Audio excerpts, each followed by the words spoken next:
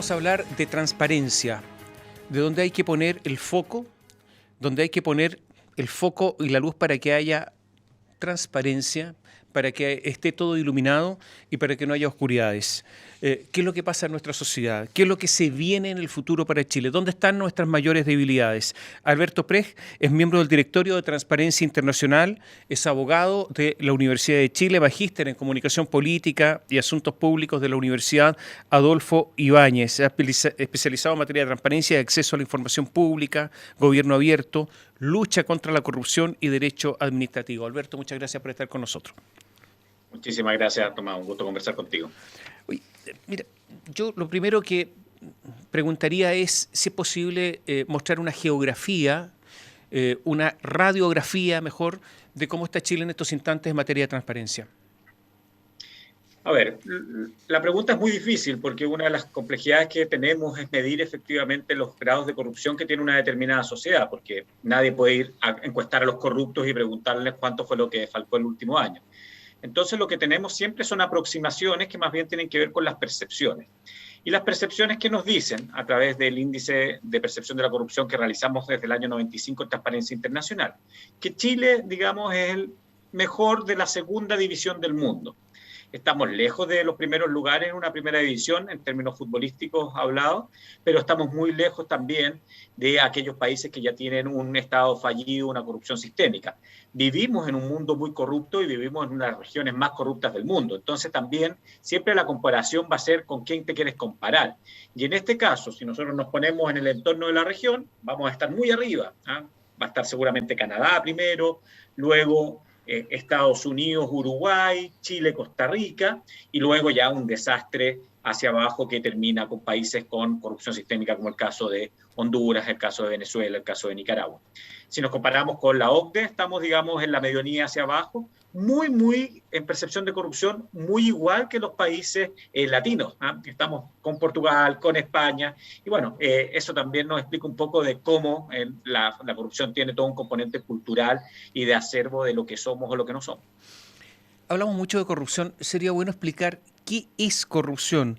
He leído por ahí una frasecita muy corta, el uso del poder en beneficio propio. ¿Es eso corrupción o es otra cosa? Bueno, esa es la definición que acuñamos el año 2014 en Transparencia Internacional. ¿Por qué? Porque la definición legal de corrupción, y de hecho en Chile sigue con algunas variaciones siendo así, se asemejaba siempre al delito del funcionario público. Es decir, corrupción era más bien el robo de recursos fiscales para algún tipo de beneficio, etcétera. Pero no se ampliaba a toda la gama de corrupción. Porque tú me dirás, Tomás, la colusión, ¿qué es la colusión? Sí, un delito económico, evidentemente, eso lo entenderemos los abogados, pero la colusión es corrupción. ¿Qué es un delito tributario? Cuando no pago impuestos y finalmente hago una martingala para poder ocultar y de esa forma ocultar mis ingresos o mi patrimonio. Bueno, eso también es corrupción. Entonces, por eso que flexibilizamos y creamos esta definición amplia, que muy bien tú la dices, es el abuso de... es el abuso del poder entregado en beneficio propio. Esto se puede entonces realizar tanto en el mundo público, en el mundo privado, y por lo tanto la corrupción está en todas partes. La posibilidad de ser corrupto está en todas partes. ¿Dónde hay más corrupción? ¿En el mundo público o en el mundo privado? Bueno, en el caso chileno, primero hay que entender que solamente desde hace unos 3 años, 2018, estamos empezando a hablar entre corrupción entre particulares. Y siempre estuvo enfocado esto, más bien, como te decía, en la persecución de las coimas, en la persecución de siempre buscar un beneficio desde lo público. Mira, siempre corrupción va a haber en aquellos lugares donde existan tres aspectos: discrecionalidad en la toma de decisiones, monopolio de la decisión y bajos niveles de transparencia. Y es por eso que a uno no le sorprende cuando está metido en este mundo de que en Carabineros y dentro de Carabineros, en la intendencia de Carabineros, haya más corrupción que, por ejemplo, en una comisaría. O que, por ejemplo, en el ejército y respecto a los gastos reservados y a la comandancia en jefe, exista más corrupción que en otros tipos de unidades del ejército que pueden tener mejor contacto con la comunidad, son más abiertas, tienen más rotación de personal, etcétera. Entonces, cuando hay estos tres componentes, baja transparencia, monopolio de la decisión y discrecionalidad en la toma de decisión, uno va a decir ahí hay mayor posibilidades de corrupción. Y lo mismo ocurre en el sector privado. ¿Cuáles fueron las empresas que se coludieron? Las más famosas. Empresas muy tradicionales, empresas donde tenían jefes y dueños muy claros, con nombre y apellido, y que se ponían de acuerdo con otros jefes y dueños para efectivamente coludirse y de esa forma defraudar la fe pública y el mercado. Oye, ¿cuáles son los organismos que per se, por esencia, combaten la corrupción en Chile? Bueno, en Chile tenemos un sistema que es bien interesante. No existe un SAR anticorrupción y eso es muy bueno, ¿eh? Porque ahora en el debate constituyente incluso algunos candidatos dicen hay que buscar un hombre o una mujer que sea un SAR anticorrupción. Si lo encuentran, estamos más bien en presencia de una deidad que de un ser humano. Por lo mismo, un sistema de coordinación nos parece algo positivo. El problema es que está muy descoordinado nuestro sistema de coordinación. Pero ¿quiénes son los componentes de este sistema? Por supuesto, el Ministerio Público, que persigue los delitos penales. La Contraloría General de la República, guardiana de la legalidad y, por supuesto, de la probidad administrativa. La unidad de análisis financiero, que es muy relevante y está por ahí escondida, tiene pocas atribuciones aún, que es una unidad que busca y vela por el combate contra el lavado de activos. El Consejo de Defensa del Estado, por supuesto, defensor del patrimonio fiscal. Y ahí podríamos sumar a alguien que normalmente se quiere salir de este sistema y que debiese estar con mucho mayor autonomía y obviamente sin una capacidad privativa de perseguir delitos, como es el Servicio de Impuestos Internos. Si ese sistema, junto incluso con el servicio electoral, actuara armónicamente, yo creo que en algunos casos, por ejemplo el caso de las luminarias y Telecom, lo hubiésemos evitado. Oye, pero yo miro esto. Ministerio Público. ¿Quién fiscaliza el Ministerio Público? Porque, a ver, en democracia es un equilibrio de poderes y de mutuos contrapesos, ¿no es cierto? Entre otras cosas. ¿Quién fiscaliza el Ministerio Público? ¿Quién fiscaliza sus incentivos? ¿Quién fiscaliza que, y estos son actos de corrupción, acuérdate hace algunos años cuando alteraron todo su sistema en forma fraudulenta para obtener algunos bonos, y resulta que... Sí. ¿Y quién investiga? Eso era delito. Y lo digo yo, es un delito. ¿Y quién investigó el delito? Nadie. Entonces, aquí tenemos uno de los organismos anticorrupción que pueden cometer delitos y no pasa nada.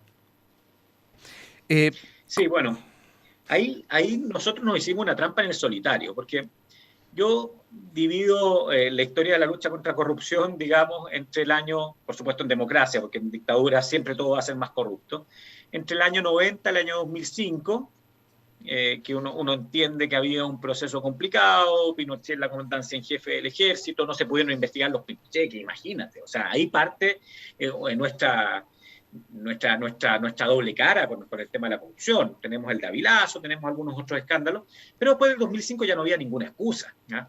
Y ahí en las reformas posteriores al 2005 finalmente lo que se hicieron fueron grandes acuerdos políticos de cuoteos binominales.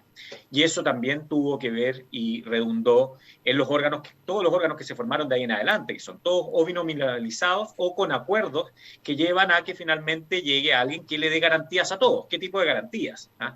Y en algunos casos esas garantías pudiesen haberse transformado en garantías de impunidad. Por eso también es muy interesante, y lo está planteando tanto el Ministerio Público como la Contraloría, de generar consejos o organismos que más bien fiscalicen a estas autoridades unipersonales que no sean completos dueños de sus autonomías.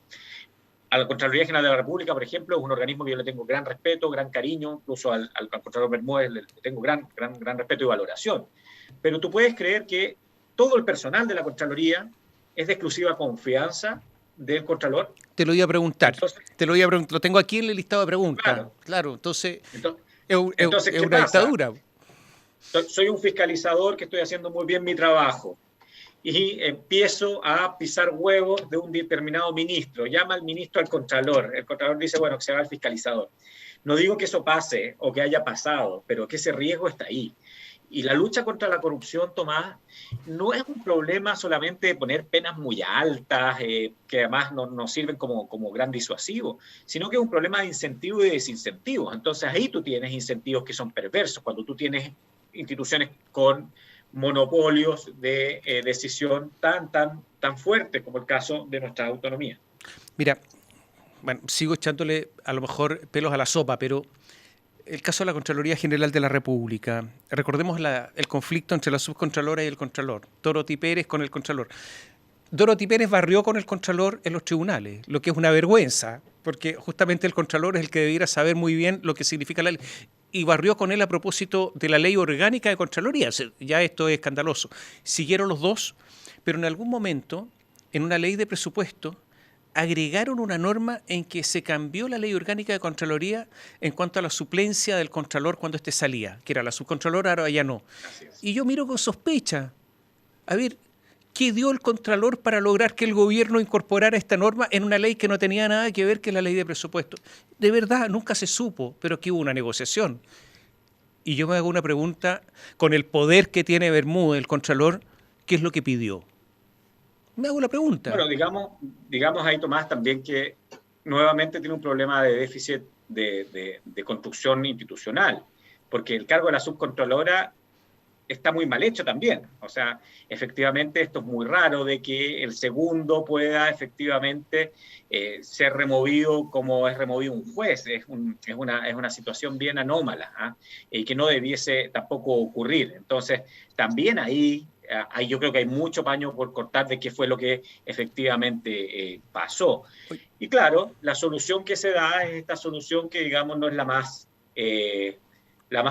prístina, y que evidentemente da para comentarios como los tuyos. Y ese también tiene que ver con un tercer componente en la lucha contra la corrupción, porque la lucha contra la corrupción es ética, por supuesto, es legal, es moral, pero también es estética. Entonces, ¿cuántas cosas que posiblemente pudiesen haber sido hechas de manera absolutamente éticas, legales, hay un procedimiento legislativo, etcétera, que ocurre, estéticamente se ven tan mal, que terminan efectivamente poniendo este manto de opacidad, cuando las cosas siempre se pudieron haber hecho de una forma distinta?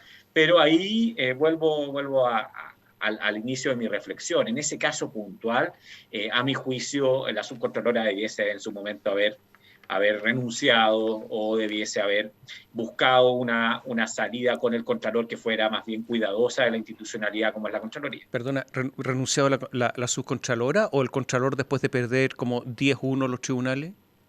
También es posible. Después de esa derrota, ¿por qué se va a la subcontralora? No sé. También es posible. Pero bueno, ahí son las cosas que claro, pero hablan de como tú ves, una institucionalidad que, recordando una frase de mi mamá, está hecha con el alambrito. O sea, nosotros siempre recordamos a aquel maestro que llegaba a la casa y que te decía, bueno, no, pasen un alambrito, yo le arreglo el lavaplatos.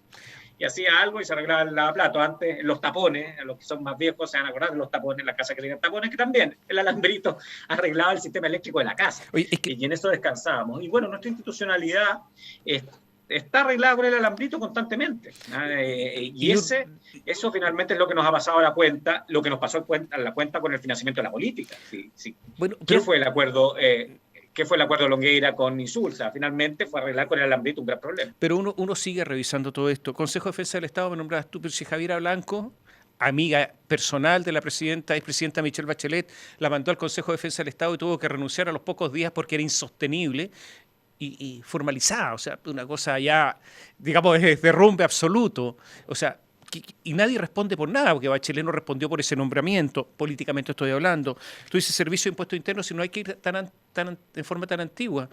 Si se fue Michel Chorrat y se fue el subdirector jurídico del Ministerio del Servicio de Impuestos Internos y nombraron a Barraza, que está ahora ratificado por este gobierno, para aplicar la ley en forma absolutamente antidemocrática y antiestado de Derecho, algunos sí y a otros no, estando en la misma situación. Un escándalo. Eso ocurrió ahora, el señor que está a cargo. En el caso del Servicio de Impuestos Internos yo creo que no hay dobles lecturas, no hay ninguna defensa. Gustaban mucho las querellas del Servicio de Impuestos Internos cuando eran contra Penta y contra la UDI. Yo no tengo nada de UDI, por si acaso, ¿eh? Pero gustaba mucho, porque era la venganza tan esperada, digamos. Pero era hacerse nuevamente trampa en el solitario, porque era tan evidente que la política no se financiaba, y eso lo sabía, y el otro día un presidente de partido político se enojó conmigo porque lo dije en un matinal, pero no hay ningún incumbente, a mi juicio, que pudiese haber dicho, no, yo no sé cómo se financiaba la política. La política se financiaba con, nuevamente, una martingala tributaria muy común por lo demás en Chile, que tenía que ver ahí un poco en disminución, según lo que nosotros sabemos, con estas boletas de facturas falsas. Entonces, evidentemente esto iba a explotar en la cara, y cuando ya se dieron cuenta que esto venía encima, las querellas empezaron a desaparecer y bueno, ya todos sabemos cómo termina la historia. Y esa historia, la verdad que, Tomás, yo le doy mucha responsabilidad a lo que pasó el 18 de octubre, porque esa persecución, tanto tributaria como penal, es lo que devela completamente la desigualdad en la persecución. Cuando tú tienes, yo conozco personas, siempre me ha interesado mucho el mundo carcelario, personas que por una receptación, por haber estado vendiendo algo en la calle, por un hurto menor, que no digo que esté bien, tengan que a veces pasar más de algún buen tiempo, no en buenas condiciones, por supuesto, en un recinto penitenciario, y te das cuenta que otros terminan con clases de ética. Bueno, evidentemente eso genera una rabia y una brecha tan grande, que cuando vino el Papa en su visita se dijo, en Chile se encarcela la pobreza, y bueno, eso no tuvo nunca una salida institucional, y la salida institucional termina siendo, o sea, no institucional, termina siendo la explosión social del 18 de octubre. Alberto, vamos a hacer un pequeño alto, te voy a dejar algunas preguntas planteadas. Tenemos que hablar de todas maneras de la rendición de cuentas de los gastos reservados. ¿Qué está pasando en estos instantes? De lo que está pasando en el ejército, de lo que pasa en la inteligencia, de lo que pasa con el lobby. Volvemos en un instante.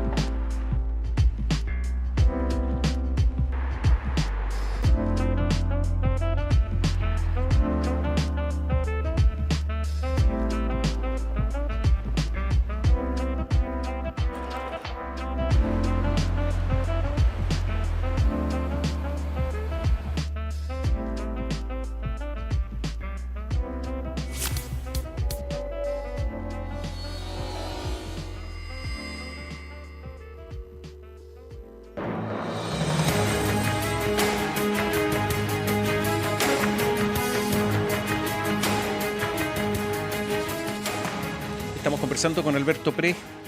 Antes de ir a la pregunta, para ser justo, se modificó la ley en materia de colusión y ahora hay penas bastante más altas, y yo diría que para los que cometan colusión bajo el imperio de la nueva legislación, el asunto va a ser bastante más complicado, Alberto. Absolutamente, y no solamente ese tipo de delitos, en los delitos de cohecho también, en general los delitos de corrupción, yo no tengo ninguna duda, si hay una aplicación normal de la justicia, van a terminar con cárcel. ¿Y sabes cuáles son los ejemplos de aquello? En cómo los tribunales han ido ponderando, por ejemplo, las prisiones preventivas. Antes de estos cambios normativos, independiente de que se aplique o no se aplique esa norma exacta, nunca hubiéramos tenido a Miguel Ángel Aguilera en prisión preventiva, por ejemplo, o nunca hubiéramos tenido pretensiones penales tan altas como la que se tiene contra Fuentealba, que estamos hablando de 15 años. Yo creo que ha habido un cambio importante, hay un razonamiento importante, ya no es solo un juez al cual yo le he escuchado cuando decreta una medida cautelar que señala que los delitos de corrupción no son delitos patrimoniales, sino que son delitos contra la democracia y contra el Estado de Derecho. Y creo que esa valoración nos hace mirar con, evidentemente, mucho mayor esperanza que lo que ocurría anteriormente. Pero el problema es que nos dimos cuenta muy tarde y no había que ser ciego para no darse cuenta que en Chile la brecha entre un abigeato, un robo de animales, y un delito de cohecho era tan alta que al final, y esto puede sonar ridículo, pero así era, robarse una gallina tenía una pena mucho mayor que sobornar a un funcionario público. Se modificó la rendición de... Hablemos de los gastos reservados, porque de los gastos reservados se ha pasado de todo. Fuentealba es un caso, yo diría, emblemático, pero no es el único caso. Recordemos cómo Carabineros repartía dinero, incluso se estima que repartía dinero a subsecretarios de Carabineros. Javiera Blanco es otro caso. Y por lo tanto se ha modificado la rendición de cuentas de los gastos reservados a la Contraloría, un informe anual, genérico, pero es una lista con declaración jurada, pero sin boleta, sin factura. Nada, hay que hacer acto de fe de lo que se dice. Hay mucho por avanzar ahí, ¿no? Aquí viene la desilusión. Recién hablaba con esperanza del futuro y acá viene la desilusión, porque efectivamente, y de manera muy cultural, que no lo exime de ninguna culpa, por supuesto, y por eso la persecución penal tiene que ser muy firme como está haciendo desde el punto de vista de la justicia militar y la justicia civil. Los gastos reservados se entendieron por los altos mandos como gastos discrecionales. Y es por eso que, si tú te fijas, son varios los involucrados. Hay algunos que se salieron de toda norma y que ya el uso de los gastos reservados era completamente descarado, como son los antecedentes del caso Fuente Alba. En otros, digamos, eran estéticamente más ordenados, más correctos, pero se seguía haciendo mal uso de gastos que no por ser reservados son discrecionales. Entonces se entendieron como discrecionales. Pero ¿dónde viene la desilusión? Que a pesar de tener todos estos casos, nos encontramos con el caso de Espinosa, el caso de la PDI. Porque uno puede decir, bueno, acá había una forma de entender las cosas que evidentemente conllevaba la comisión de delitos que hay que perseguirse, pero de ahí en adelante a nadie se le ocurriría volver a hacer un mal uso de los gastos reservados. Y al parecer, lamentablemente, estas prácticas, al menos en esas instituciones y en lo que se está investigando, han seguido. En otras, creo que se han tomado medidas muy interesantes. Tú nombrabas algunas que no son suficientes, pero me gustan mucho algunas medidas internas que se han tomado. Yo creo que en eso hay que hablar bien de las personas que han hecho un esfuerzo importante, a pesar de que pueda ser tardío, como el general Martínez en el caso del ejército. En esta materia se ha avanzado muchísimo, bueno, y en otras instituciones donde existen menos gastos reservados, como el caso de la Marina y el caso de la Fuerza Aérea, existe un control mayor. Pero digamos que sobre todo el ejército y carabineros tienen riesgos muy altos porque los gastos reservados siguen siendo muy cuantiosos. Ahora, ¿cómo conjugar esto? Yo entiendo que haya gastos reservados. O sea, principalmente los servicios de inteligencia. O sea, los servicios de inteligencia tienen informantes en el exterior, tienen infiltrados, ¿no es cierto? Eso es así, lo tienen todos los países. Así tiene que ser. Y no se les paga contrafactura, pues esto es así. ¿Cómo lograr que eso esté bien hecho y al mismo tiempo mantener la reserva? Bueno, en el índice de defensa y transparencia, que también realiza Transparencia Internacional, Chile no sale bien evaluado, y no sale bien evaluado porque efectivamente existe poco control civil. ¿Qué es lo que uno ha propuesto constantemente? Nada es la solución, no hay bala de plata, por supuesto, pero primero, mayor control parlamentario de las comisiones que supone que tienen que ser especialistas en materia de defensa. Segundo, que las unidades que tengan que ver más bien con la intendencia, con remuneraciones, con este tipo de gastos, sean unidades de civiles al interior de las organizaciones, que obviamente tengan un grado militar para que estén homologados a un sueldo, pero que no hagan carrera al interior.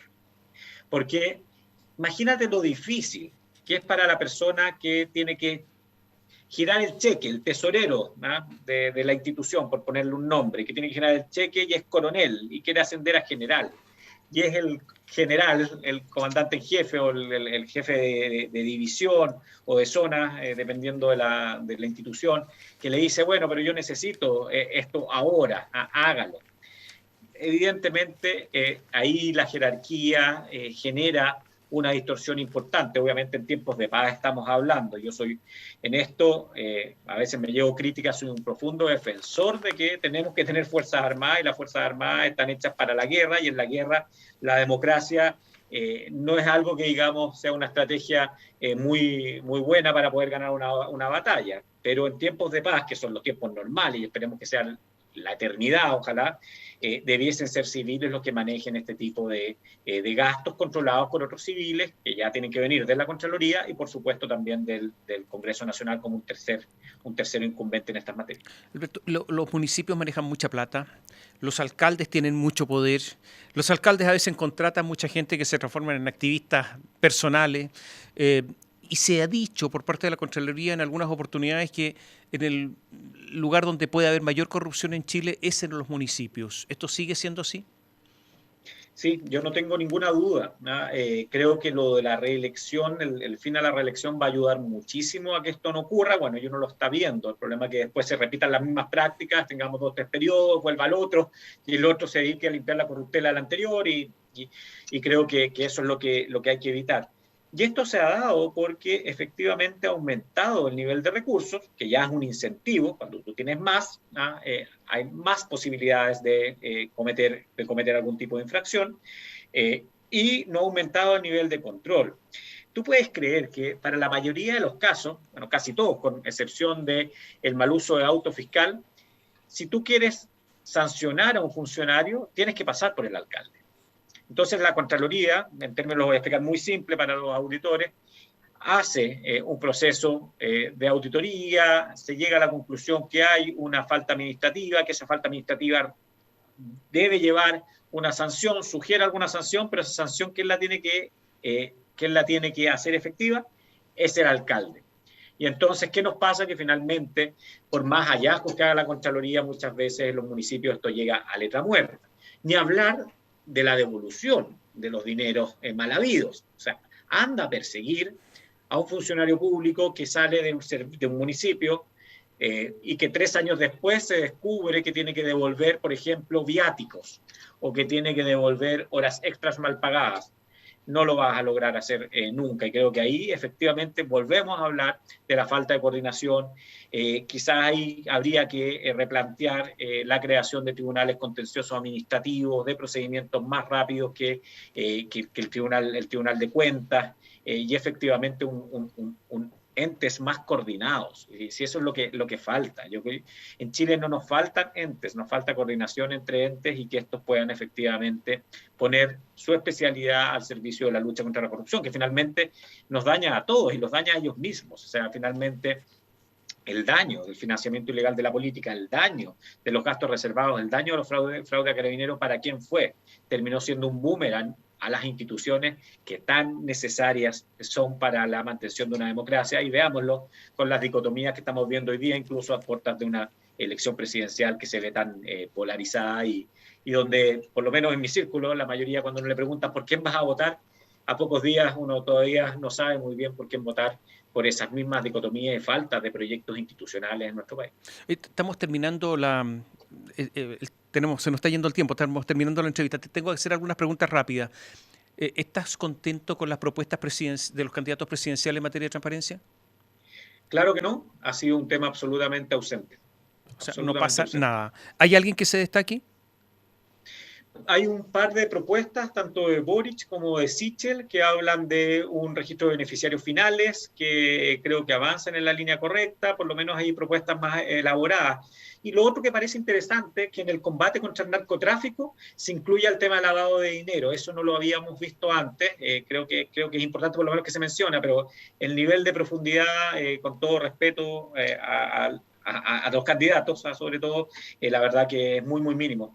Es de las pocas elecciones. Yo llevo 8 años en este cargo en Chile Transparente, y llevo toda mi carrera, 12, 13 años trabajando en esto, que no ha habido ninguna consulta, ninguna preocupación en esta materia, siendo que debiese ser tan fundamental. Las empresas públicas y la transparencia, para terminar, ¿debieran todas ser absolutamente transparentes, incluyendo lo que pagan de sueldos, etcétera, etcétera, o no?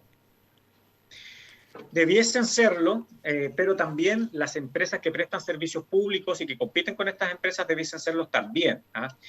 No digo hacer una distorsión de mercado y de repente uno siempre pone el caso de TVN versus otros canales, el peligro de que se sepa cuánto vale un rostro para que el otro te lo llegue la grúa y te lo levante, pero sí uno puede generar distintos grados de transparencia. La transparencia, Tomás, no significa exhibicionismo. No queremos todos andar desnudos. Eso ocurría solamente en el paraíso, y no vivimos en el paraíso ni por cerca, y por lo mismo somos solo la copia feliz del Edén, pero muy lejos de ser el Edén. Pero por lo mismo la transparencia puede tener grados. Uno podría tener determinadas instancias, incluso el Consejo para la Transparencia, que fiscalizara obligaciones de transparencia, que fuera más bien de rendición de cuentas, y que lo que se publicara al público permitiera la competencia de estas empresas. Hay otras que no compiten con nadie y que sí debiesen tener niveles de transparencia total, y que, pucha, que hace falta. Alberto, te agradecemos muchísimo este contacto con nosotros. Muchas gracias. Muchísimas gracias, que esté muy bien. Alberto Prej, miembro del Directorio de Transparencia Internacional, abogado, ilustrándonos sobre la situación que existe en estos instantes en nuestro país. Gracias por seguir.